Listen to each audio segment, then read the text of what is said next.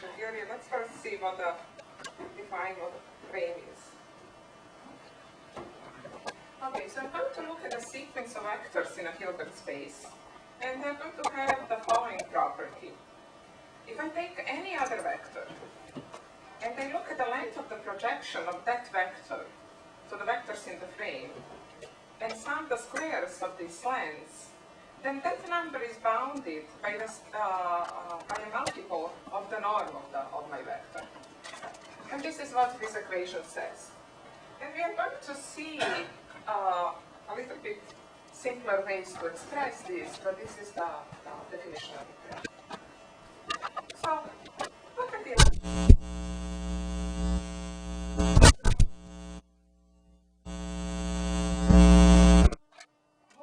Sometimes maybe more than the dimension of the space. But one easy example for frames is a basis. If you look at the orthonormal basis, then this always holds, and the constants a and b are equal, and they're equal to 1. So if I have a basis, if my xi, these blue vectors are a basis, then this holds. And for the first part of this talk, about 2/3 of this talk, I'm going to be concerned with a finite case. So I'm going to have a finite dimensional Hilbert space. And I'm going to have a set of vectors, more of them than the dimension of the space. And any such set is a frame. So the finite case, any such set is a frame. Very simple as that. So we can forget about frames and just think about a collection of the vectors. So now many of you are familiar with the CDMA systems, and that's what I'm going to start with. Although this talk is going to show how these objects, these sets of vectors and their geometry appear in some other areas. But let's look at the one we are familiar with. So this is a CDMA system where I have k users and the processing gain is n, meaning that I have k vectors and they live in an n-dimensional space. And so each user has a signature. It's an n times 1 vector, and its length is square root of n. That's how CDMA engineers like to normalize their vectors. So they all have square root of n. Later we will put this normalization in a common ground. Now, SI is the vector, which is a signature of a user, and PI is its power. So this is a vector and the real number associated to it. So the receive vector, again, nothing new here, is given by this equation where we have the signatures weighted by the powers, and these are bits, the information which a user wants to send, and there is noise added to it.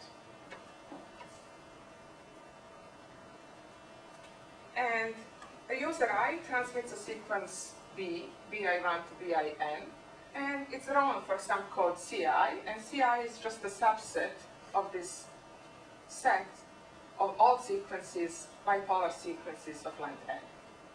And it contains 2 to the n Ri code words. And then we say that the user I transmits at the rate Ri,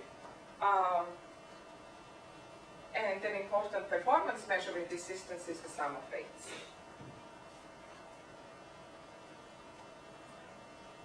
And if I have the set of user signatures, and I know the powers, meaning I have this set of vectors, k vectors, and I know these p real numbers, then the sum capacity is given by an expression which depends on the signatures and depends on the powers in this fashion. Okay. So that's much for CDMA, just to remind you of this. So now I'm going to talk about sources of quantum information. But before I start talking about sources of quantum information, let's see what a classical source is. So I have discrete source, that means that it produces letters. Letters belong to a finite field, to a finite alphabet, some finite alphabet x. The source is memoryless, that means that letters are produced independently, and a letter A is produced with a probability PA, and the most common example is coin toss. So X is the alphabet, which is head or tail, and the coin can be unbiased, so each letter, either head or tail is produced by probability 1/2, or it can be biased, so head is produced with some probability P and the tail with some probability 1. What about quantum?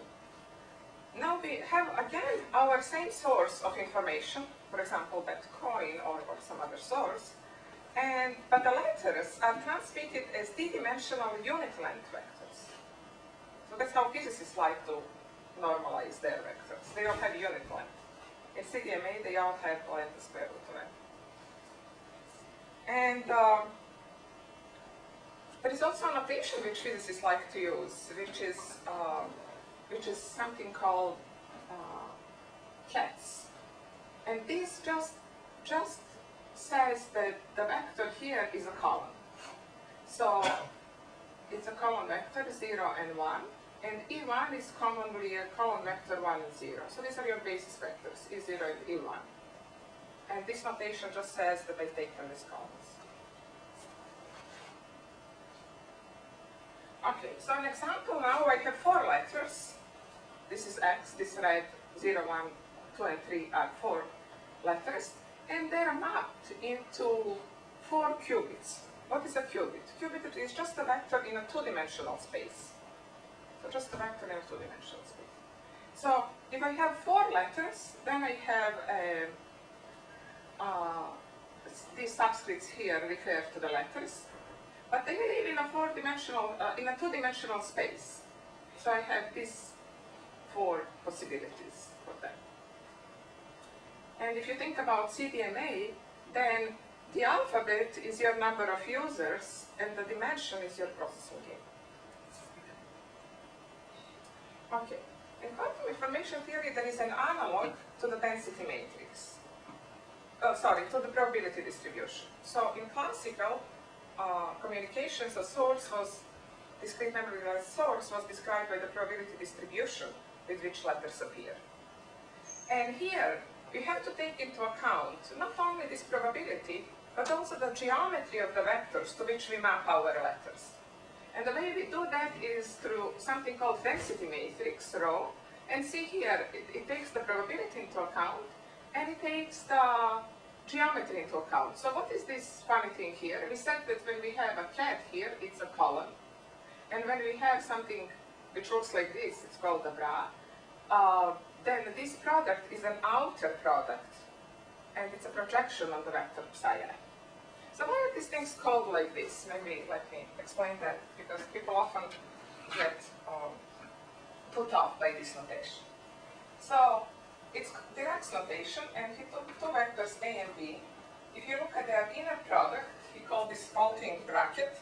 So the first part is bra, and the second part is K. And this is a row, and this is a column. If you put them now opposite, B and A, this is an outer product, because now you have a column and a row.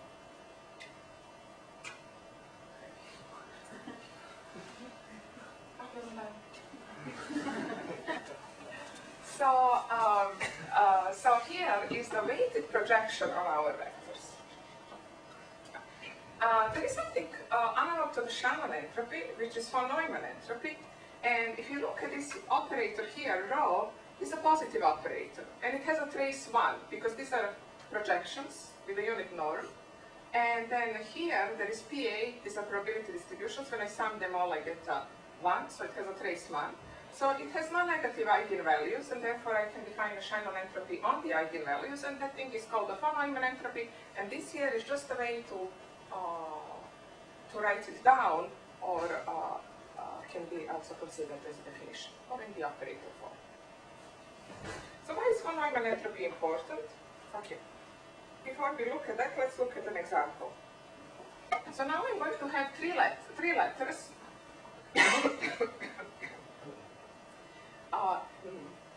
Sorry. 1, 2, and 3. And then mapped into these 3 vectors. And this is a special example which comes up in quite a few communities. In signal processing and in mathematics, it's called Mercedes-Benz, so this is MB, for obvious reasons. And in quantum physics, it's called, I think, Paris-Woltersting or something like that. So here I have my alphabet X of 3 letters, 1, 2, 3, and they have probabilities. I assume that their all states appear with equal probability. If I compute the density matrix of this is a weighted projection on all of these 3, I get 1/2 the identity. 1/2 the identity, the Shannon entropy of the eigenvalues of this matrix is 1. Now, okay. In quantum sources, well, in information theory, we always look at sequences. We look at sequences of letters. Now, in quantum information theory, we said we map these sequences of letters into, we map each letter into a vector. So, what does the sequence of letters correspond to? Well, we also have a vector for it, but it's not, I don't just stack one vector after the other, as I would, for example, do if I'm transmitting a CDMA sequence or something like that. I have to make a canonical product between them, and that's for good physical reasons. So if I have a sequence of letters, then the vector, the corresponding vector, is actually the canonical products of the letters of the vectors which correspond to the letters in the sequence.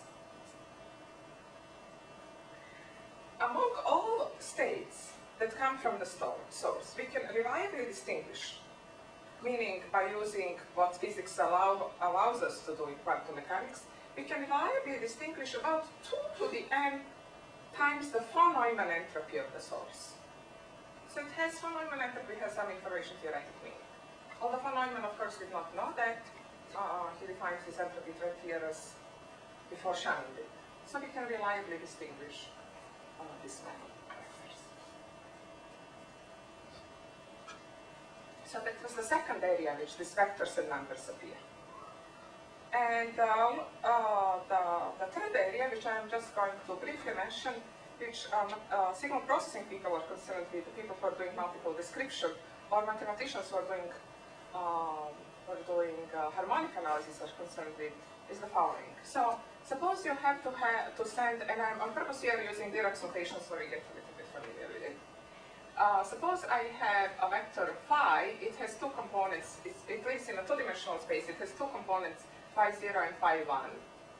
And to send the vector phi over the web, I can send, over the channel, I can send either phi 1 or phi 0. I mean, I can send phi 1, have to send phi 1 or phi 0. But I can instead decide to send,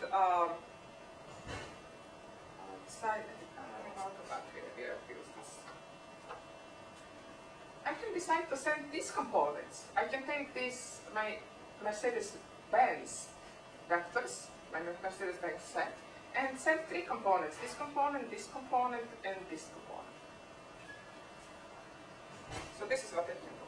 Just take the orthogonal projection and send those 3 numbers. So what is the advantage of sending 3 numbers instead of 2?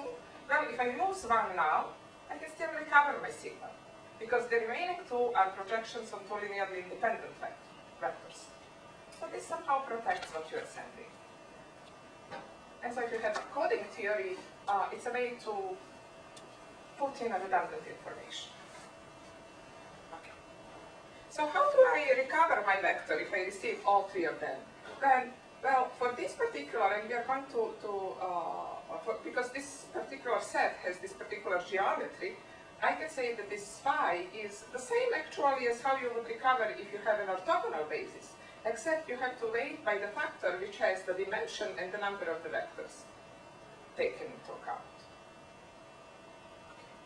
So this actually is the best set of bases you can have in the 2-dimensional space if you want to introduce some redundancy to recover.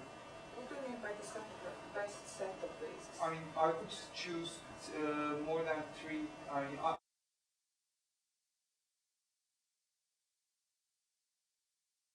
I could choose another 3 size, right?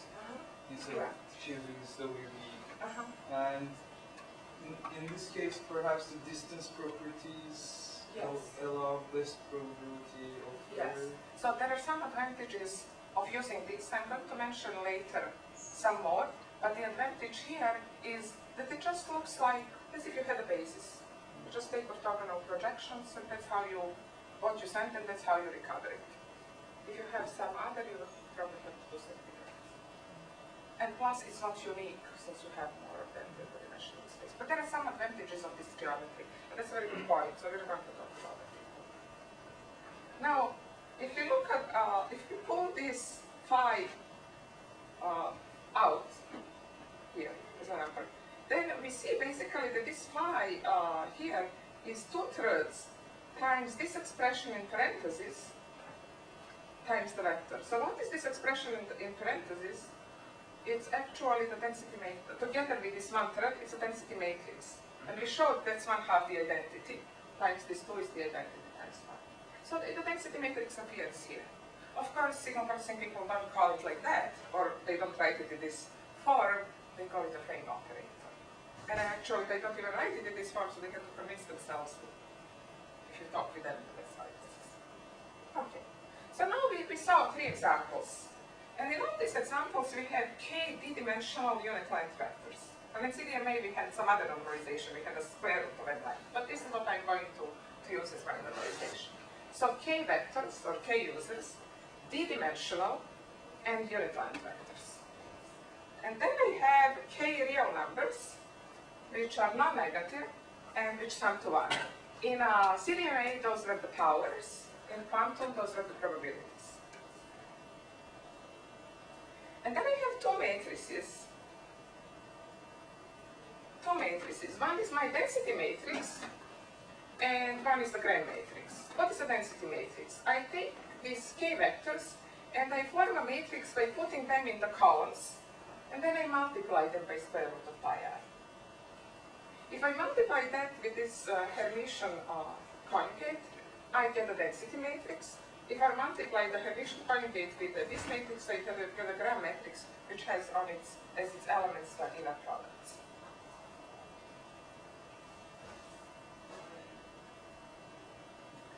And if I look at the frame, this was that definition which looked long in the beginning. Equivalently, it can be expressed in this way. That the density matrix is bounded by the identity matrix from below and from above. So this is the frame condition. It just means that this is a positive operator, but its eigenvalues are bounded. And then there are 2 information measures. There is the von Neumann entropy, which is trace of your density matrix times its logarithm. And there is the sum capacity. Except that I here have now to have D because I had a different normalization than it's usually used in CDMA. So both of them depend on this F. And F contains in itself P's, the powers, the real numbers, and it contains the components of the vector, so the geometry.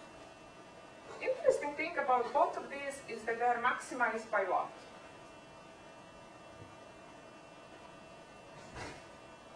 So both of these are maximized by F times F transpose by the density matrix, which is equal to the identity, scale, the dimensional space of normalization. So both of them are maximized by the identity. And these are things which I'm usually free to choose, either as a sequences in CDMA, which I know did not Professor Oltus here, or as a designer of my quantum states, which I'm going to send through the channel. So if I can choose them like this is fine. The interesting thing here is that when this thing is not the identity, we cannot really tell much. And I'm going to talk about that a little bit more. Okay, there are 2 problems people consider, the physicists and engineers. And I'm going to talk about that in the terms of quantum information theory. And this is classification of all ensembles, and an ensemble is the set of vectors and set of numbers, of all ensembles having a given density matrix. So if I keep the density matrix, it may be the identity, or some other density matrix.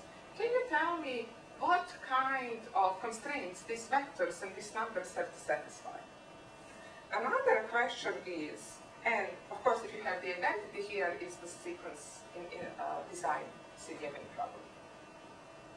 Another interesting thing is characterization of probability distribution which are consistent with the density matrix. Again, this is something which I call the probability distributions, not powers, because something which physicists looked into. And allegedly even Schrödinger in the turn of the century looked into some of these problems. And that is, if I give you the density matrix, there are probability distributions for which you can just not find these vectors, or what kind of constraints this probability distribution has to satisfy, because you know that there exist vectors which will support. And this is now talking about the second problem. Suppose that you have probability distribution and you put it in order here. The P1 is the largest and Pk is the smallest. And that's how they're numerated. Then by majorization theory, people have shown, the physicists and also engineers later, that the probability distribution is consistent with the density matrix if the probability distribution is what they call majorized by the eigenvalues of the density matrix. Or in other words, this equation holds. If that holds, then you can find your, if these are your powers, then you can find your sequences which give you the required density matrix. And attention that, in this talk I usually talk about engineers, physicists, and mathematicians without specifying names of people who are doing this, because that's what around says. But when you want to find how to choose your sequences in order to have your identity matrix, which maximizes your sum capacity or your Von-Neumann entropy, then these conditions boils down to basically this one. And then engineers are familiar with the fact that if a user is oversized, you cannot find sequences which give you the identity. And oversized is just a little bit different way to write this equation. So this is what you find in physics literature, this is what you find in AA literature, but they boil it down to the end. Okay. There is another performance measure in CDMA which also appeared in mathematics for different reasons and in physics. And this is total square correlation. So it measures interference in CDMA. The total square correlation is all these inner products squared, and they have to take the absolute value because they will be complex numbers. And Welch showed that this is greater than 1 over d. And actually it is equal to 1 over d when your density matrix, or this matrix, is equal to 1 over d times d delta. And if you want to minimize this thing, which measures your interference, you basically want to find these vectors which will give you the identity here. And that has been the subject of paper. Okay. So if you look at these sequences which satisfy these, they're called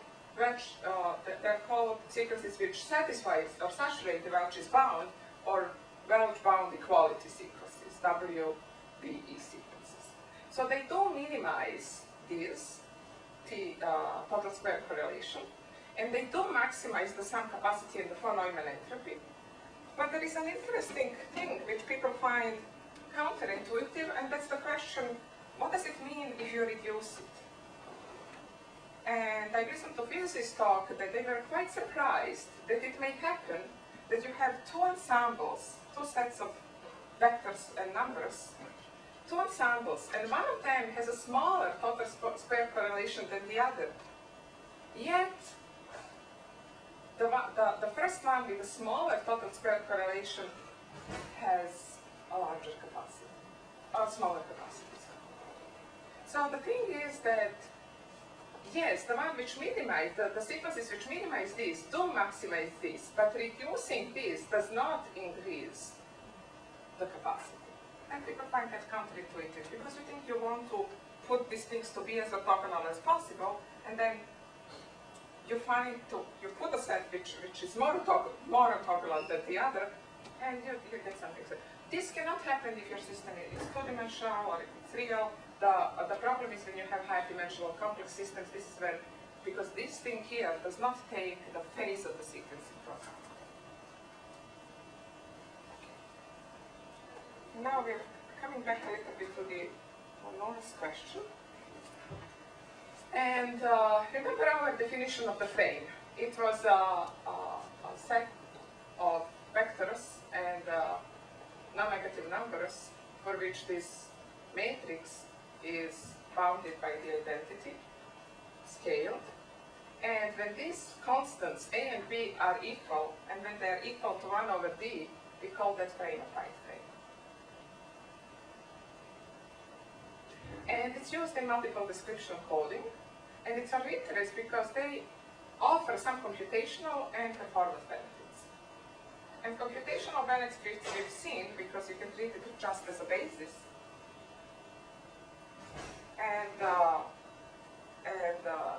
Right, just as a basis. But the performance benefits also exist because if you, in addition to sending these numbers, are required to quantize them, if you just can send only a given set of discrete numbers, not any real number, then using the tight frame as opposed to some other set of three vectors is reducing your total square error.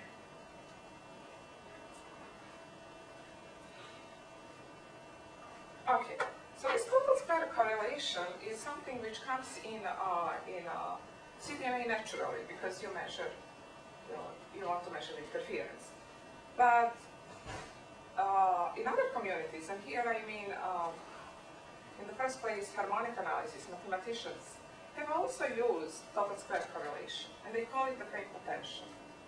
And the name came actually by someone who was a student here and graduated a few years ago in mathematics. His name is not Ficus. He was looking into characterizing these tight frames and wanted to have a function of them which would help him classify them. And for that he looked into a physical force, but he did not look into quantum mechanics. What he looked into is he was after a force which would make his points repel the most or have the highest repelling force if they're orthogonal on a sphere, as opposed to being opposite on a sphere. Because how you usually look at the electric force, if you are confined to put your electricities, your charges on a sphere, then those which are opposite on a sphere are the smallest force. But here you have the orthogonal. And by playing with that, he found this function, and he calls it a frame potential. So he was looking for a physical force, but it did not come with ideas from the quantum mechanics, but something else. Then he found out that tight frames, without knowing about Welch or CDMA or anything like that the tight frames minimize the frame potential. And this questions how to mix a density matrix, which we have the results from majorization theory, or we have what's it called, oversized user story and things like that. They found these conditions by doing something else. So they found answers to those questions, but with more elementary mathematics. So what I just wanted to say is that this total square correlation appears in other communities. It's not only CDMA, it appears in quantum classical transmission, spherical flow, etc. Okay, so this is basically about frames, how they appear in these different areas. And why did I look in all of these? It was not really after looking into frames and when they appear. They were not just really objects which are of interest for me for their own sake.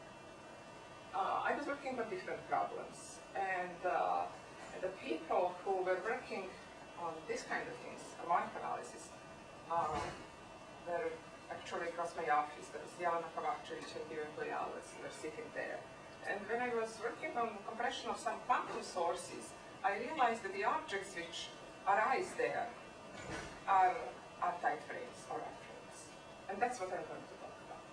There is, in the slides, which I'm going to, they're actually available on my webpage, and I'm going to email them also. There is a part which talks about probably the most conspicuous appearance of frames in quantum information theory, and that's the measurements. But that I'm going to skip. And now I'm going to talk a little bit about frames in quantum information theory. And that's we are going to talk about now infinite sets of vectors living in infinite directional space. Okay, so in communications theory, you have something at one end, and you want to reproduce it perfectly, or as opposed to it on the other end. You have to measure how faithfully you reproduce something on the transmitter end and the receiver end. And so you usually, in classical information theory or communications theory, you compare how many bits or how many frames are different at the receiver side and at the decoder side, at the transmitter side and at the receiver side. And you just count how many there are, and you can divide them by how many you send and things like that. Here, what you are sending are vectors. In fact, what you are sending is described by density matrices. So you have to find a way to characterize how close one vector is to the other, or how close one matrix is to the other. How close one vector is to the other is the natural thing to measure. That is how much they overlap, how large their inner product is. But since you have also to take phases into account, and since you look into this, what it happens on the average, it turns out that what you will have to do is how the density matrix on one side is close to the density matrix which is reproduced on the other side. So you have to measure the distance between two matrices. And the distance, the way it's measured in physics, is given by this trace distance, which is actually the positive square root of its argument. And that's a very strong thing. That is also corresponds, it's equivalent to measuring something called Ullmann fidelity. And the fidelity can be between 0 and 1, and the distance can be also between 0 and 1. And if this is 1, then this is close to 0. In other words, these equations hold. So the larger the fidelity, the smaller the distance. This thing here, when omega and sigma are diagonal with the trace 1, this boils down to the Bhattacharya overlap. Many of you are familiar with the Bhattacharya overlap and distance from the information theory of communications. So, in general, it's somehow like a norm 1 measure. So it's not what we usually have, like Frobenius or Hilbert-Schmidt measure when you look at the square, the square of the difference. So it's stronger. So basically, this is sort of like L1 norm, and this is like an L2 norm, if this matrix is the diagonal. And it's very hard to show things if you use this as a distance measure. So when I started working on these problems, I was thinking, quantum information theory is a relatively new field. Maybe I really don't need something as strong as this. So I was walking in the corridors of Bell Labs asking people what they use. There are quite a few statisticians. No one could find a very good argument why to use such a strong distance, L1 norm between two probability distributions. But then actually you have to, because you can construct an example of two probability distributions which differ on a set of measure 1, and yet they're close in L2 distance, or this Frobenius norm if you deal with matrices, but they're far in the distance, in the L1 distance of the trace distance.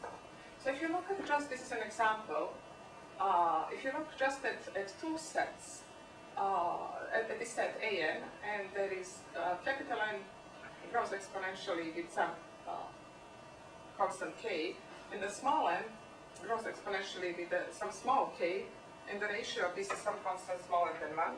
And then you define two probability distributions on this set. One is just uniform, 1 over n. And then I'm going to get n go to infinity later. And the other one is a uniform up to the small n, which is exponentially smaller than the larger, and after that is a 0. So if you look at the difference between these two, then the probability, actually before we look at the difference, let's look at the probability p of the sets on which they differ. So in probability p, that set goes to 1. So they differ on a set of measure 1, if your measure is p. But if you look at their distance between them, then this distance goes to 1, which you really want to. So it really says that they are far. Whereas if you look at the square norm, which in a matrix corresponds to the Hilbert norm for Frobenius distance, then it goes to 0. And this is what you got not. And in fact, if you look at the information theoretic reasons, you have to have this distance being small if you want the entropy of one probability distribution to be close to the entropy of the other probability distribution. And that's what we care about. Okay, so now when we want, we know how to measure a distance, let's see what we are sending and what we want to reproduce. So we are sending sequences in information theory and communications. We are concerned with sequences. We are sending sequences, but here we send sequences as vectors. And vectors which correspond to letters combine to form a sequence by taking the Kronecker product among them. So if you have some sequence X which corresponds to letters X1, X2, and Xn, then you have these vectors. This vector corresponds to the sequence, the Kronecker product. And the probability of the sequence, because your source is memoryless, is the product of these probabilities. So nothing to do there. Okay. So we know here that there is something we call typical sequences, and for this talk, let's just think about typical sequences as those which have roughly, the frequencies of the letter corresponds roughly to its probability. So if you have just a source with two letters, you have a pair of coin, you roughly have zeros and ones, or if you have a coin with a bias, so heads appear with a probability p, then a sequence of length n will have approximately p to the n. P to the n. So this is what this talk is our typical. And then to those sequences which are typical correspond something which I'm going to call typical states. And they're more than the dimension of the space. So there are 2 to the n h to the p typical states, because I know that there are approximately that many typical sequences. And the question is, once when we know all of these, how do we really compress quantum information? Meaning, how do we compress these vectors? So in classical information, we know that all of those, since these typical sequences are a set of measure 1, that all of those which are not typical, we can throw away or not compress them. Here, first we cannot know what the sequence is without destroying it, because from the reason of quantum mechanics, we will destroy it if we measure it. Second, we can even do better than Shannon's entropy. We can do as good as the von Neumann entropy, which is in general smaller or equal than the Shannon entropy. And why is that? Well, the reason is that all these typical states live in the something called typical subspace. So all of these states of these vectors are going to have a very small component in one of the orthogonal subspaces making our h2 to the n space. So this is where all the vectors live, this h2 to the n. But the large part, the projection is really large if you project it to something called typical subspace. They haven't defined it yet. And really small if you project it to its orthogonal component. And that is where the heart of quantum compression is. Because people thought, how can we really compress something which we are not even allowed to see? So for a while it was thought that it's just hopeless, it's not possible. Until it was discovered that most of the space, except they did not call these typical states, I thought it's better to call it like that for information theory reasons, that most of the states actually have a large component, or most of those with high probability have a large component. I have a question. Yes. How did we come up with this dimensionality 2 to the n? Is it because of that Kronecker product? Yeah. Yeah. So Do we assume that these size are size 2? So these are size 2. Yes. Size 2. These are all qubits. Okay, so they're not anyway any length vector. Yes. Otherwise it would be In general would be d to the n. Yeah. It's just it will not bring us anything more. We assume d. And so if these are all dimension 2, then this entire dimension is 2 to the n. It turns out that the dimension of this guy here, this lambda n, is 2 to the n times the von Neumann entropy. And let's see how we show that actually. So this is our density matrix rho. These are our vectors which we were producing with probability py, letters I with probability py, and these are vectors. but this rho has, it's a positive operator, so I can express it in terms of its eigenvectors and eigenvalues also. So a rho is lambda 0 times the projection on the one of its eigenvectors, plus lambda 1 times the projection of its other eigenvectors. Because this whole thing is 2 by 2. And so we can express it like this. But these now lambdas are also a probability distribution, right?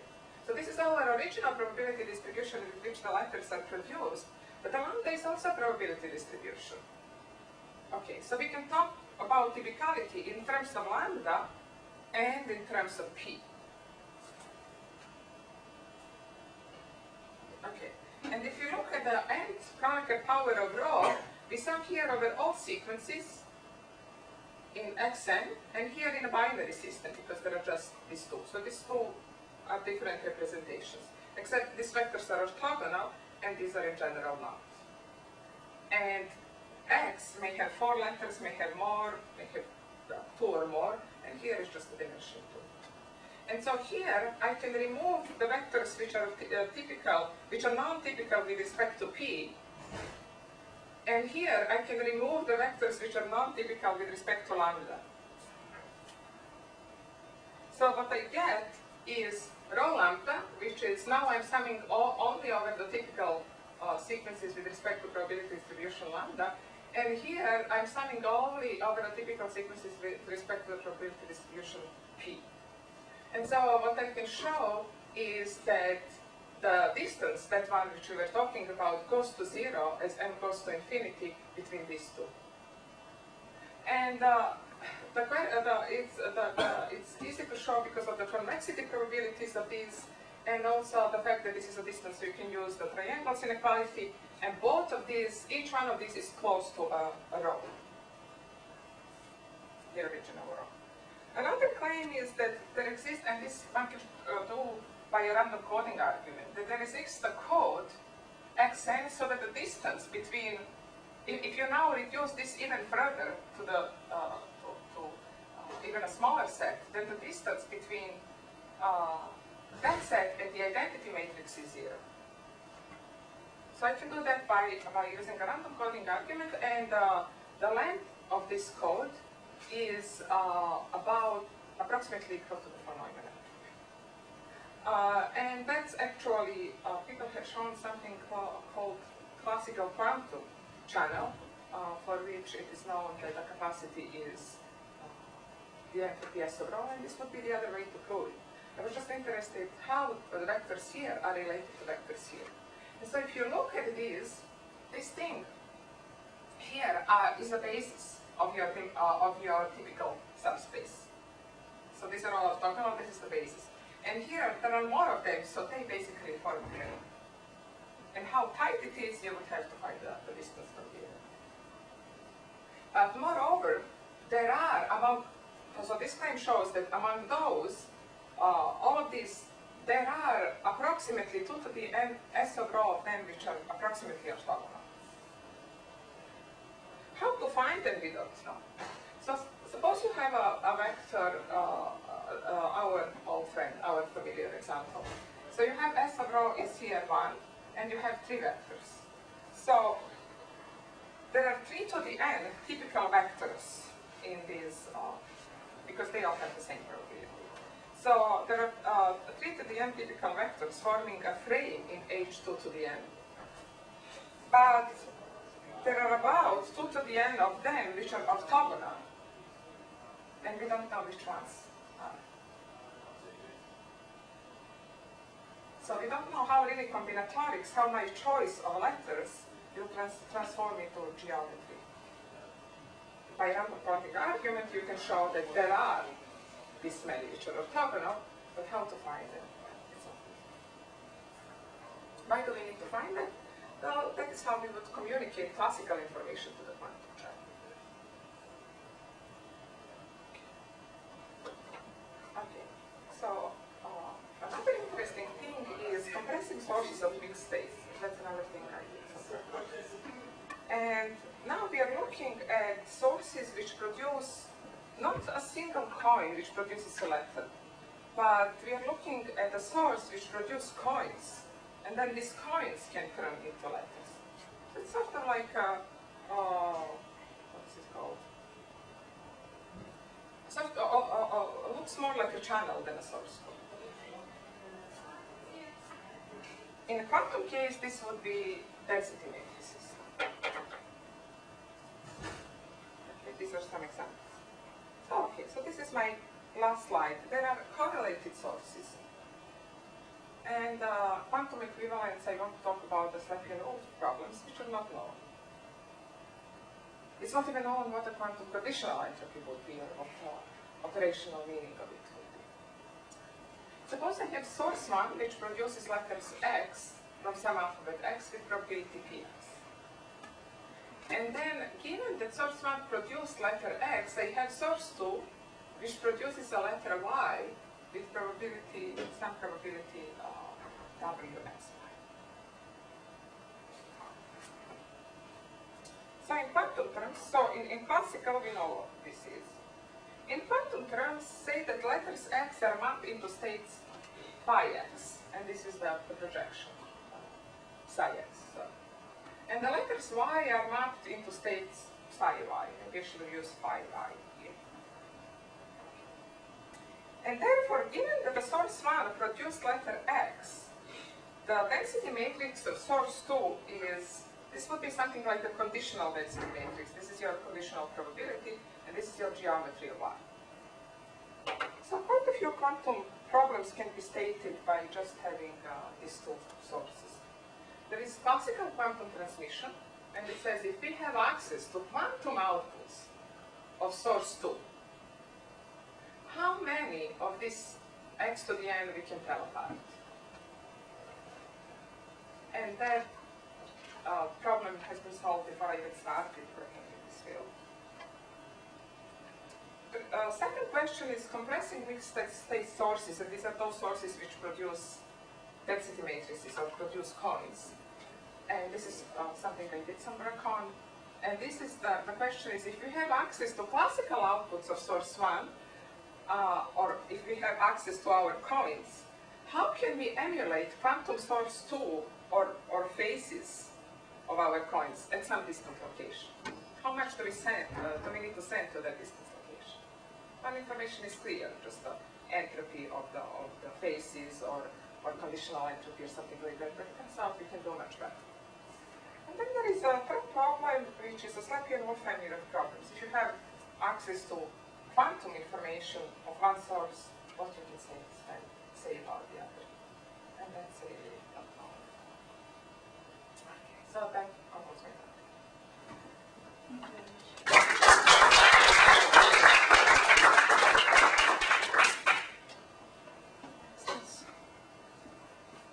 Emina, is there any analog of Huffman coding, variable length codes? I think there is, but I am not very familiar with it. I think there is. Yeah.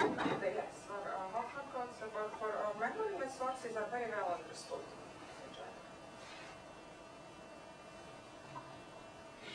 And you said the notion, the analog of conditional entropy is not known. Right. The operation, for example, I would use the board showing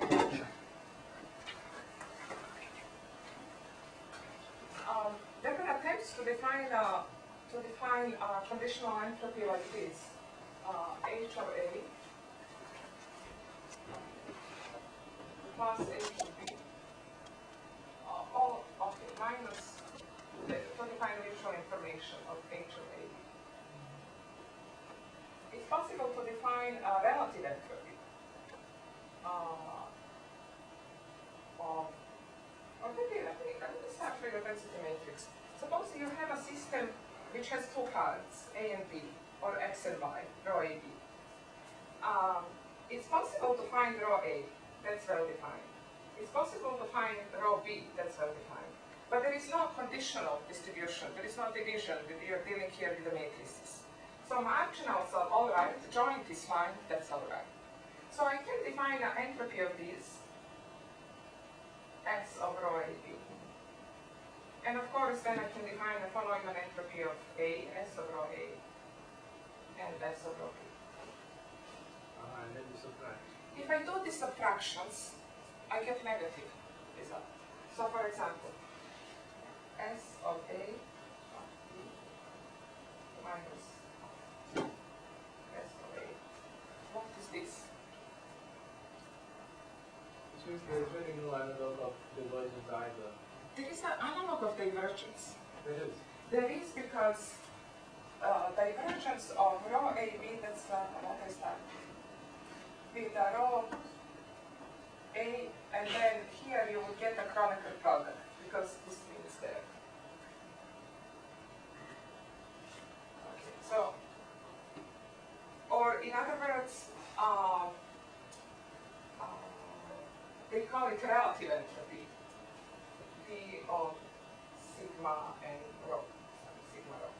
So the reason relative entropy of divergence is really well understood, and in connection with what I was talking about, the relative entropy of divergence between rho A and B and the chronicle product, you can call them mutual information, but you can have a situation in which you have joint entropy 0, entropy of one state 1, entropy of the other state 1, and a mutual information that by this definition becomes 2.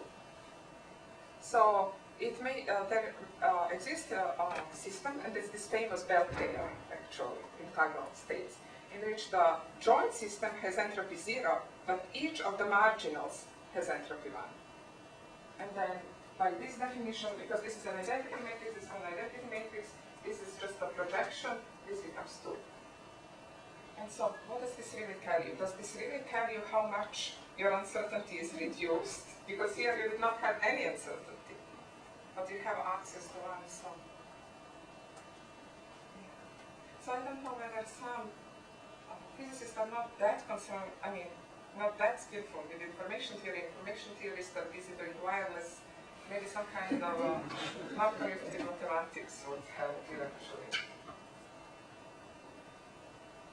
The reason why you get negative value, is it because it measures the phase difference? This one is SAB minus SAB. The reason you get a negative value, and this is for this particular, is if you look at this state, 0, 0, minus, or let's say 1, 1, and they have to normalize it by dividing this by root 2. So this is this. The thing is, neither one of these is in any given state. So now when you have 4 dimensions, all other states are possible. So if you take a marginal of this, then rho of this is system A and this is system B, then rho AB becomes 1/2 the identity. And I didn't tell you how to take marginals, but there is a good definition for that. The rho B becomes the same thing. And this is just a projection on one vector. So if you look at it in the right set of coordinates, you have 1, 0, 0, and 0 here. If you look at the entropy, and all zeros, if you look at the entropy of this is 0, if you look at the entropy of this is 1, and this other one is 1. And the thing is that here, you can measure it by a measurement which is not the product of the measurements in the separate systems. So this is sort of like having, suppose in classical state you have 1 and 2, and 1 and 2, and then you have now 4 possibilities, 1, 1, 1, 2, 2, 1, and 1, 1. So these are all your possibilities. But now, instead of looking at this entire thing, you're somehow looking at some space in which neither one of these is enough. So here you cannot really, but these things are all, this is non-negative, this subadditivity holds, and things like that. Many of these things generalize mathematically, but if you just start subtracting them and adding them, it does not have any operational meaning really. What does it mean? Does it tell you how you compress something?